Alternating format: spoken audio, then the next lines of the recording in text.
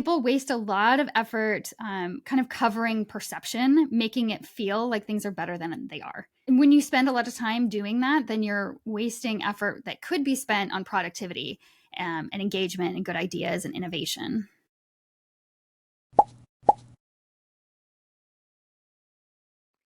If you enjoy this podcast, don't forget to subscribe and follow it in your favorite podcasting app or YouTube. It's the best way to avoid missing future episodes, and it helps the podcast tremendously. Welcome to the Unlock Potential Podcast, and today we have Trista Taylor. Trista is founder and CEO of Regroup. Trista helps organizations develop strong leaders, teams, and cultures. Previously, she led Google's global team development program, enhancing collaboration and performance. Let's get started. All right, so today we have a special guest, and that is Trista Taylor. I used to work with her, and she might like this. Yeah, so I used to work with her at Expedia, and this is one of the OG jerseys that we got. I'm sure I wore it when I met her back in the day. So yeah, it was fun. Thank you so much, Jesse. Oh my gosh, you're making me smile so much with that shirt. Yeah. No, it's great. And yeah, we'd love to kickstart with just a little about you. Tell me about Regroup, what you do. I'm just excited to have you here. Yeah, thank you.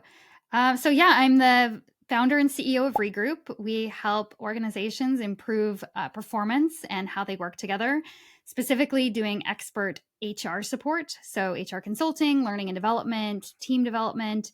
We do tailored leadership, team and org development, and coaching and consulting. Nice. I want to dive into this topic. So, we work with a lot of business owners, and one of the things they talk a lot about is, hey, how can we create a safe space for people where they can do their best work? And so the term, and I think it's more in tech, it's very prevalent, but psychological safety comes up a lot. So we'd love to get your take on why is it important and what exactly is it? Yeah, I love the topic of psychological safety. It is something that I worked a lot on at Google. And really what it's about is a shared belief that it's safe to take interpersonal risks. And when I say interpersonal risks, it's things like sharing a mistake or asking a question, challenging the status quo, things that might feel risky for you personally to do at work. Yeah, so something like, oh, my bad, I made a mistake, but also feeling it's okay to share vulnerabilities. Exactly. Yeah. Sharing a vulnerability like that can feel really risky for some people when they don't have psychological safety in the team. Yeah. And actually, as a leader, I get that a lot too, where sometimes I have to share, hey, everyone, just want to know I'm having not a great day. And so like not everything's perfect all the time. So what happens if there isn't psychological safety? I think, we'd love to get your take on that. Like what's that like when you don't have it, and what are some bad things that can happen? Yeah. So really the core of psychological safety is feeling safe to speak up. So when there is a lack of psychological safety, people just won't speak up. People will keep the problems to themselves. They'll cover up failures. They won't ask for help when they need it. So they might linger in a feeling of stuckness, feeling stuck and not really speaking up, not really asking for help, not pushing back on the status quo. So you're not going to hear a lot of good ideas. Those good ideas will be kept to themselves for fear of looking dumb or avoiding a fear of failure, avoiding risks.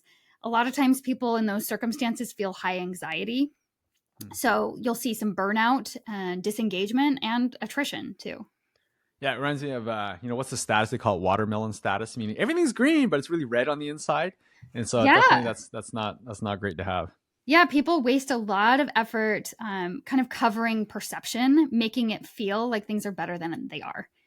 And when you spend a lot of time doing that, then you're wasting effort that could be spent on productivity and engagement and good ideas and innovation. Yeah, and that costs teams a lot, right? Because a lot of times when you have a false sense of where you are, like you actually don't deal with problems, and then it's too late. It's kind of like you got the leaky roof. It'd be better to patch it when it was just dripping. Now it's like, the whole thing has to go, right? Yeah, as a leader, you want to know where the drips are. Yeah.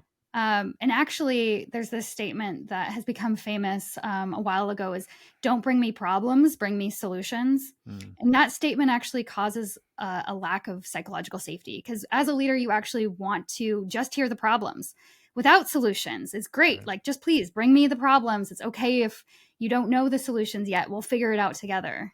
That's great. I've never heard that before, but now, like in hindsight, that makes a lot of sense, right? So how did you or Google come up with this? Like, I know I hear a lot of references to Google about this topic, but prior to that, I've never heard of it before.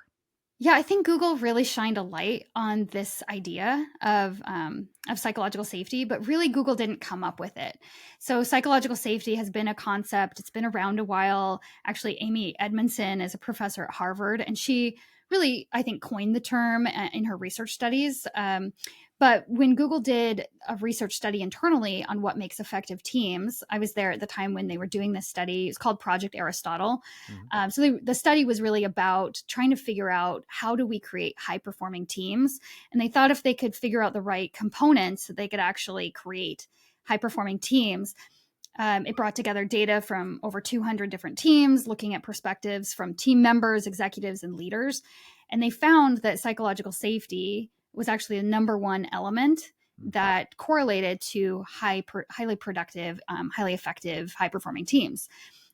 Which is great news because any team can have psychological safety. You don't have to, go find specific aspects of like people to form a team. You can develop psychological safety in any team. So I talk to a lot of CEOs, like customers of ours, and their biggest issue, it sounds like, especially when I meet employees, it feels like an escalation when you meet with the boss and share about, oh, there's a problem. And so what are your thoughts about leaders that, okay, I understand the concept now, but I want to embrace some change so there's a safe space. So what's your advice on that? How can a leader improve? You want to hear the problems. Like we were talking about the leaky roof. If you're the kind of leader people feel nervous about, like going to talk to you, you're not going to hear about the leaky roof. So you want to create an atmosphere where people will want to come talk to you, share their problems, share their questions, and even challenge you. Even if you're the boss and maybe you're the founder and this is your company, you might not have all the ideas. You might not have all the solutions. You need everyone's best thinking and you need different ideas to move forward. So you want to create that safe space where people feel safe coming to you with those ideas, those challenges, and those questions. And so really how to do that is first by role modeling some of this behavior. So you mentioned it earlier where you maybe were being a little vulnerable with your team saying, maybe I'm not having the best day or I'm not having a great week. Like being human, sharing more about your own vulnerabilities, your own blind spots, your own mistakes and failures really role models the behavior that you want other people to show up with as well. So maybe you show up in a meeting and you invite different ideas. You're trying to really create the environment where people want to share more ideas and then recognizing and rewarding those behaviors once they happen. Nice. How do you balance that with putting on a brave face? Because there's a lot of inspirational videos on great leaders where they say, hey, even like during the darkest of times, you have to be like this source of inspiration where, hey, things are going to be okay. And so how would you kind of like, juggle both? Yeah, it is true. People are going to look to you to be the rock in a sea of uncertainty, of like, we're going to be okay. We're going to get over this. You have to be inspirational and help people see the light at the end of the storm. But you can also share like, that you don't have all the solutions in this and you need everyone's best thinking. But you still are optimistic and you know that we have the talent here to make it through this storm, that we have the right resources or the right talent needed to overcome these challenges. So I think you can do both together. Got it. It's like, it's okay. We're going to make it, but let's hear the problems. Let's hear the obstacles along the way, right? Like, yeah, let's overcome them together. It's kind of a rallying cry to bring the team together to figure it out. Cool. Yeah, I'm going to change gears a bit. So I'm actually really excited to ask you this question. So I would say the number 2 most consistent problem that really bothers, like keeps leaders and CEOs at night is this. And that is like, let's say you start with a pretty small team, small company, whatever. But as soon as you expand beyond the envelope of your purview, you start losing things, like meaning, hey, like I can't oversee everything. Kind of like when you go beyond a 2 pizza team, or when you go beyond like the ability to be hands-on.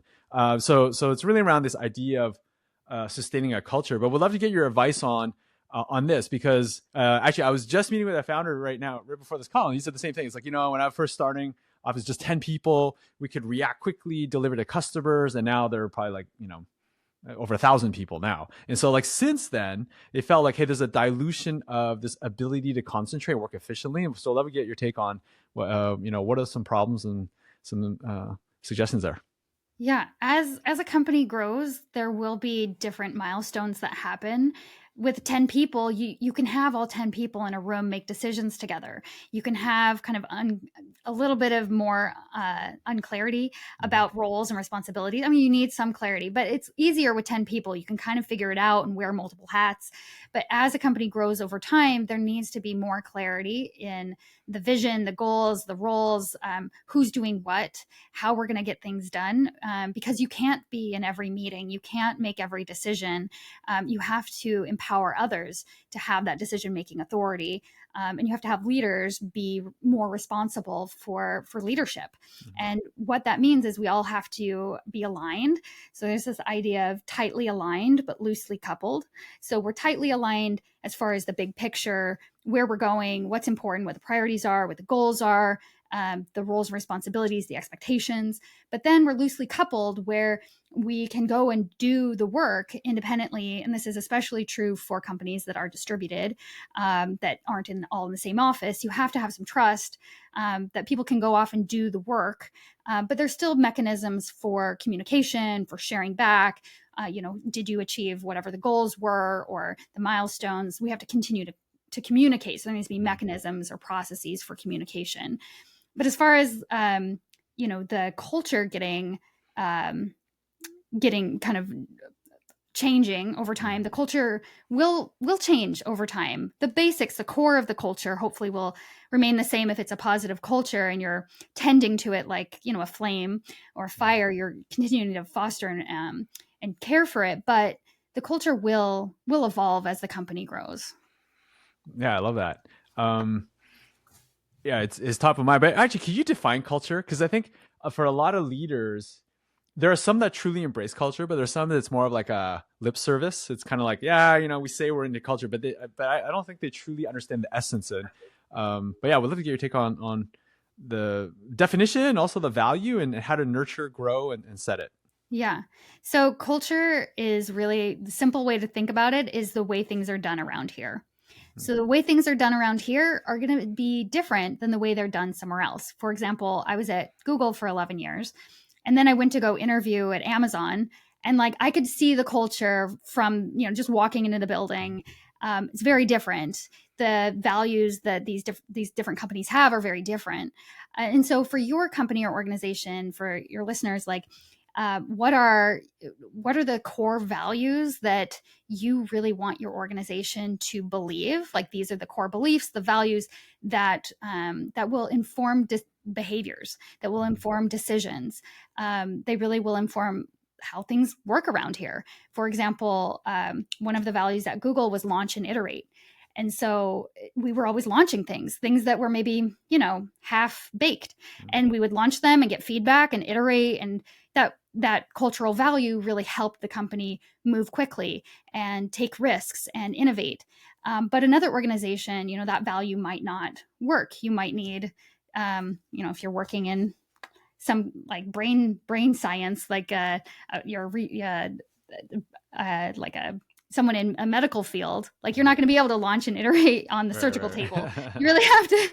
So be thoughtful about what are the values you want to put into practice. What are the behaviors that those values represent, and crystallize those, and then really foster it and activate it. So you can say, our culture is great, but why is it great? What are the specific cultural values and beliefs that really make your culture great?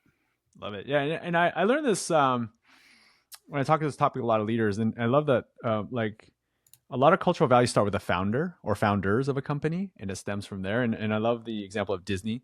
Like Walt hasn't been around for a long time, but I would argue Disney still got it, right? They still believe in magic. And in many ways, I think they've even exceeded what I think Walt might have originally envisioned. So it's great. What are some signs that hey, culture is eroding? So I think and I've seen this a lot before too. You start with these great, amazing values, like customers number one. We're going to go on this amazing journey, but then it's kind of like, well, we're not meeting the promise of our culture and values. And so What Mm. are some signs that we're in trouble, and what can we do about that? Yeah, I as a leader in an organization, if you're paying attention to the kind of behaviors that are happening day to day, you're going to pick up on the cues of the culture. Like it's really the day to day behaviors and how people treat each other, how people show up, and if you're noticing like the culture isn't as good as it used to be and it's starting to shift or change in a way I don't like, really paying attention to that. What are the behaviors that are kind of getting in the way of your company being the magic that it once was, and nip it in the bud. So what that would mean is don't promote people who are exhibiting those behaviors. If there's like some toxicity in leadership, but those leaders are killing it in sales, like that's tough. If you have some toxic leaders that don't really represent the culture that you want to have at your company, don't reward them, even if they are killing it. Right. Give them feedback, give them performance feedback, help them shift and grow those behaviors so that you are developing the behaviors and the culture that you do want to see in the company. And because employees will see that, especially if it's showing up in leadership. Yep. You mentioned, that the founder really sets the tone for the culture. Well, the leaders do too, especially as the company grows. People look to the leaders to say, how do we do things around here? And if one of the leaders is doing things in a way that, is very different from everyone else, people will look and say, well, I guess that is how we do things around here. Right. So you got to really nip it in the bud. Do not let people kind of off the hook if they aren't representing your culture in the way that you would want. And on the flip side, reward people who are living the cultural values that you want to see.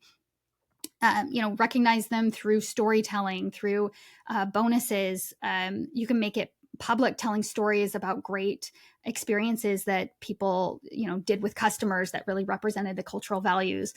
And you can also activate the values through different like employee systems. For example, your performance review system, like how are you representing the values and performance reviews? Your new employee onboarding, if you have new employee onboarding, which I hope you do, how are you teaching about your values and stories in new employee onboarding? So look at all the different touch points that your employees have with your company and say, how do we activate more of the cultural values in these touch points? Yeah, I love that. And I absolutely agree with you. Promoting people for the wrong reasons is totally bad on bad, right? Like meaning like, yeah, you're a killer salesperson. Maybe you do get the bonus, but you don't get the promotion because of it. The promotion should be for other reasons, right? There's separate ways of rewarding, but also growing and making people accountable. So that's a very good point. Today's episode is brought to you by Tonda, the smarter way to retain and engage your skilled workforce. Here's the thing. High turnover, disengagement, and financial stress are costing businesses more than they realize. That's where Tonda comes in. Leading employers are already using Tonda's financial wellness benefits to boost retention, increase productivity, and keep their best employees longer. And here's why this matters. Tonda is already helping major companies across the US, and unlocked potential listeners have the exclusive opportunity to get in before the rush hits the open market. Be among the first to supercharge your workforce with Tonda. Learn more at tonda.io/Jesse. That's TANDA.io/Jesse.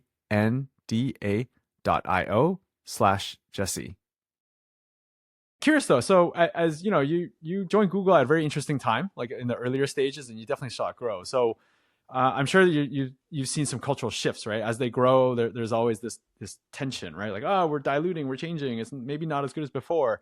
And so we'd love to get your take on kind of that your viewpoint as you're at Google. Yeah, culture will continue to evolve as companies grow. I can tell you, when I joined Google, it was 2008, so a really fun time to join Google. It was 17,000 people, and there was no rules about headcount. We were hiring as fast as we could. When I left Google in 2019, it felt like a different place, but it still had the core cultural tenets or values. And so it evolves or shifts, but it doesn't completely erode. It felt very different because it had to grow from a company of 17,000 to 200,000 when I left. Wow. You have to have a little bit more structure. You have to have a little bit more systems in place that maybe there wasn't when I started. So if you're, for example, a company of 10 people, those 10 people can all be in the room together making decisions together. But when you grow and now you're a company of 100 people, it just doesn't scale to have everyone in every meeting. Those original 10 people will feel like the culture has eroded some. Many of them will miss feeling involved in all the decisions. They'll feel like, oh gosh, I used to be involved in all these decisions and now I'm not. And so for them, it will feel like there's a little bit of erosion there, but it just means the company's growing and maturing. And you can acknowledge that. You can say, yeah, I mean, I'm kind of sad that that the company has lost a little bit of this ability for everyone to be involved in everything, but now we have this opportunity where we can specialize, we can get really good at our craft, we can empower others to own decisions, and we can move more quickly, or whatever the message is here. But it will feel different as your company grows, just because it has to. But hopefully there's still that core of the culture as the company grows. For example, at Google, like any Google office I visited, it felt like Google. And it felt very googly. I don't know if you've heard that term before. Yes. But it's the term that we would use to talk about like how people kind of showed up with generosity, with a feeling of collaboration, of learning, of innovation, like just this atmosphere. It still felt very googly in different offices. And we worked really hard at that to like kind of maintain that culture as the company grew. Cool. Yeah, definitely. I've been to Google many times, and even though like in the early days of like YouTube and other, I felt like, yeah, Google does a good job of making it. And I think it's the colors. It's also the decor. When you walk in the building, you immediately feel, yeah, this is Google. Like there's no doubt. Yeah. Culture shows up in everything like that. Yeah. As you pay attention to like, what is the feeling of this company? All of that helps. So there's a problem that comes up a lot, and a lot of leaders struggle this, and that they call it like lack of pride in their work for the employees, and so at least a perception of lack of pride, right? And so we'd love to get your take on like, so imagine you're a leader, you have all this a big team, and you're not able to overlook everything, but a lot of times like the customer's not gonna be happy with this. You got to pick up after yourself, you got to pick up the garbage, you got to do all these things. And so what are your thoughts around like kind of that realm, or at least perception? Because I think sometimes it is true. People are here, hey, you know what, I'm just here collecting my paycheck 9 to 5. But also at the same time, it's like, well, how do we recognize that, and how do we fix that? Yeah. If it's true that people are just kind of punching in and punching out and not really committed to the role that they're in, one idea could be looking at kind of the meaning of the job. So like, what does that person get meaning from? How can they really see the impact of their work? And one thing that helps with that is, helping them see the end result of the work that their work is impacting. For example, if you're running a sandwich shop, and someone's working there in the sandwich shop, you're not just selling sandwiches, you're helping, people have a really healthy experience, or you're helping them with their day, bringing a smile to their face. Like, what is the impact of that job and that role? And how can you help them see more of that? And that will help them feel kind of more committed and interested in fulfilling that more meaningful aspect of a job versus just making a sandwich, as an example. Love that. Yeah. But if it's if they're not clear on their job, then we have to start there too. Like, what is the expectation? I think most people come to work wanting to do a good job, wanting to look competent. But if they're not clear on what the responsibility is, what the job is, what the expectation is, then we need to clarify that. What is the mission, the vision, the goal? What's their own responsibility in that? What's the expectation? What does good look like? And if you can involve them in that process, involve them in clarifying the roles, clarifying the goals, they'll feel more engagement and ownership around that, more commitment for it. So the more you can involve them in those decisions, that can help too. Actually, you remind me, I like to show this. I used to work at McDonald's. I don't know if you see it. And I remember when I think I was in high school, and at the time Michael Jordan and the Bulls were everything, and then they were in town, and I remember there was a rumor that, hey, they might come by. And so like this idea of, yeah, you might just work at a sandwich shop, but if the guests you're serving, and they might win a game, like that has so much more meaning to it, right? Understanding like how your job impacts those things. So what are your thoughts about conflict resolution. So a lot of times, hey, I have a point of view, you have a point of view, and kind of as leaders, we kind of have to be a mediator of like, okay, that's red and blue, black and white. Like it's just not compatible. And so, what are some practical tips and how do we make it safe and how do we make it acceptable, but also how do we actually get to a resolution? Because sometimes maybe we have to disagree to agree to disagree, right? But yeah, we'd love to get your take on that.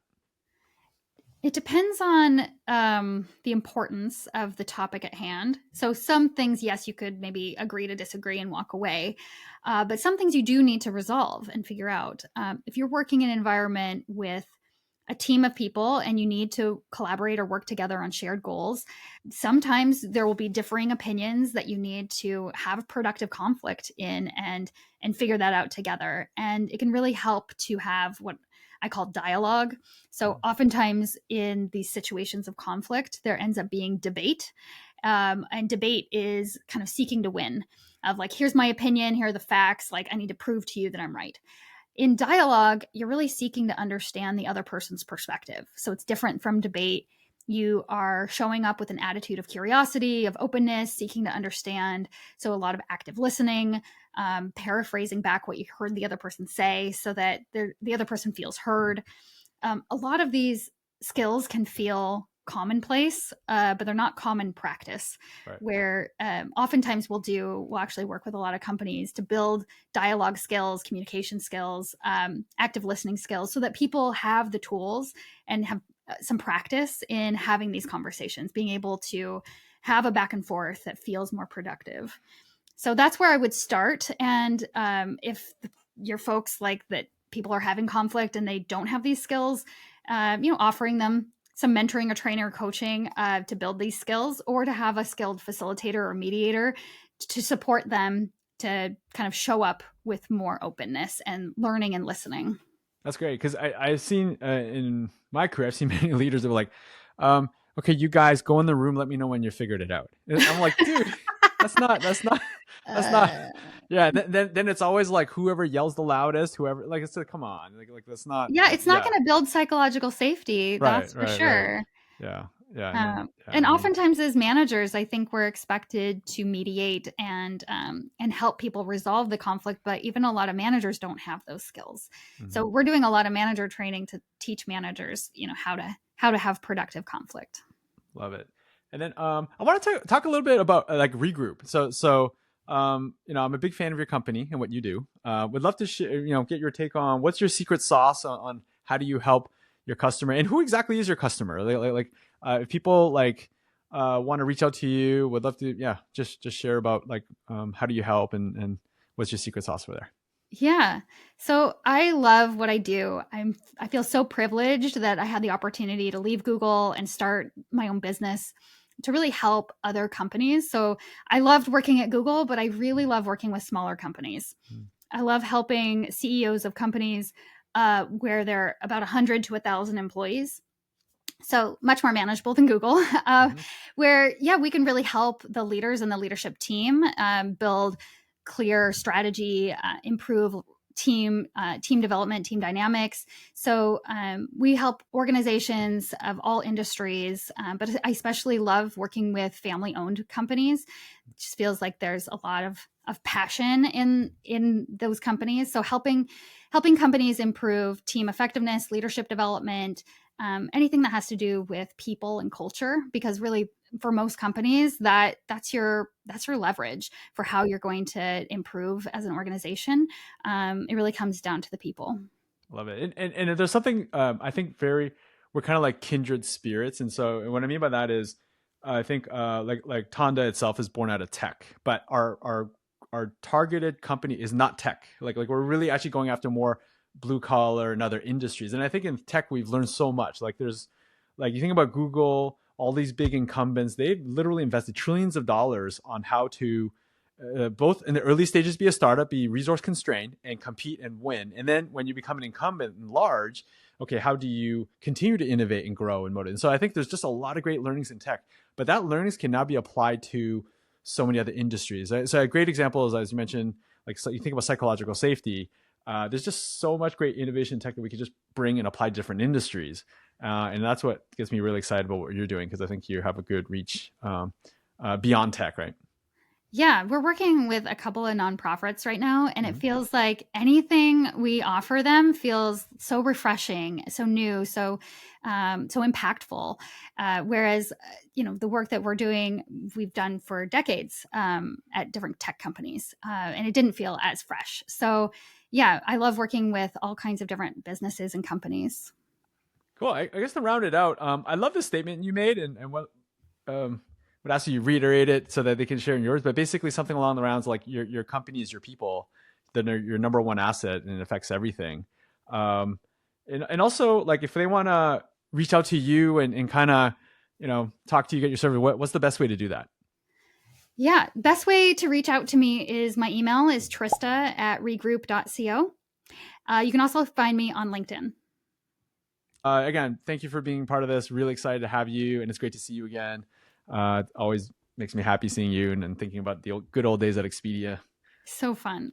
Thank you again for inviting me on the call today. And yeah, just I would say you're not alone. If you are struggling with how your organization is performing and the people and culture and dynamics that are happening in your organization, you're not alone.